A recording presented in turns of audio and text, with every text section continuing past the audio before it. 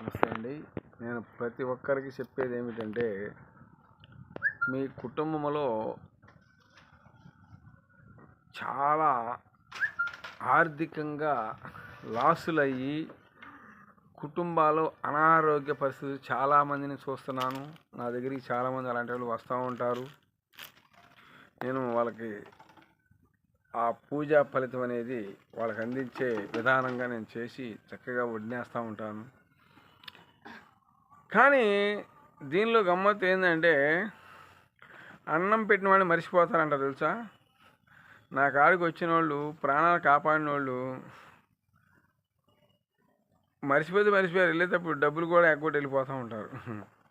డబ్బుల సంగతి దేవుడు ఎరుగు, అంటే దేవుడే దిక్కు అనుకోవటం అలా వదిలేస్తూ ఉంటాను నేను. మళ్ళీ తర్వాత స్వామి మాకు బాగా వస్తూ ఉంటారు. చూసారా, మానవుడు నిలకలేని మనిషి అన్నమాట. ఇక్కడి నుంచి అక్కడ దొగ్గాలి, అక్కడి నుంచి ఏడు దొగ్గాలి. ఎటు దూకినా దెబ్బతినేది అతనే. అర్థమైందా? నిలకడ ఉండాలి, మాట మీద నమ్మకం ఉండాలి, మాట మీద విలువ ఉండాలి. ఈ రెండు పోయినప్పుడు నువ్వు బతికినా ఒకటి, సచ్చినా ఒకటి. అర్థమైందా? నేను ప్రతి ఒక్కరికి చెప్పేది ఏమిటంటే, దైవశక్తిని నమ్మండి, దైవాన్ని ముందుకు నెట్టుకుంటూ వెళ్ళండి. అంతేగాని మన జీవిత నావ నడుపుకుంటా ముందు దైవాన్ని వెనక పెట్టామనుకోండి, అది ఎప్పటికైనా ప్రమాదమే. దేవుని వెనకాలతో అన్నట్టేగా.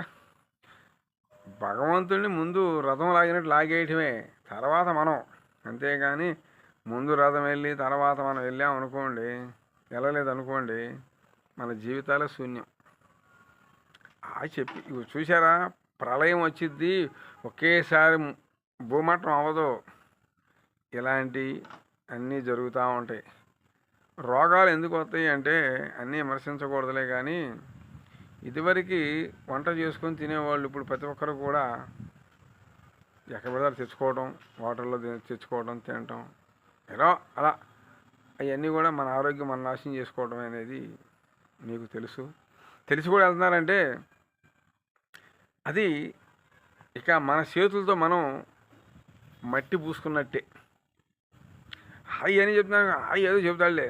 మీ దగ్గర 4 రూపాయలు ఉన్నాయి కదా, ఆ 4 రూపాయలు అలా పరిగెత్తిస్తూ ఉంటాయి అన్నమాట.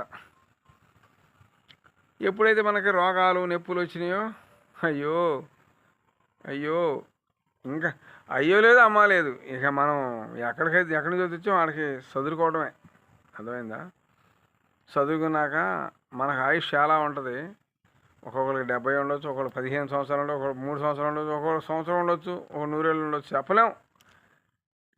ఈ వ్యవధి మన చేతులు మనం నాశనం చేస్తాం కాబట్టి, ఇది ప్రేతాత్మ ఎక్కడ తిరుగుతూనే ఉంటుంది. ఈ పులి మీద ఈ ఊరి మీద తిరుగుతాం అనుకోకూడదు.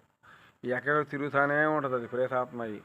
చెట్టు త్వరల్లో మరి త్వరల్లో కాదు, అది ఊరు మీద పడి తిరుగుతూనే ఉంటాయి. మనకు కానీ పని పాట లేకపోతే బండి వేసుకొని ఎడ తిరుగుతాం, సినిమాలకి, షికారుకి, పార్కులకి. అలాగే ఈ ప్రేతాత్మలు తిరుగుతూనే ఉంటాయి. తిరిగి ఎవరికొకడికి అంటుకోవటం, వాడికి గాలి పట్టింది, దెయ్యం పట్టింది అంటారు. ఇలాంటివన్నీ చెప్పకూడదులే కానండి. చూడండి, మీకు ఏదైనా సమస్య ఉంటే నాకు ఫోన్ చేయండి. నా వీడియో నా ఫోన్ నెంబర్. జై నాగు.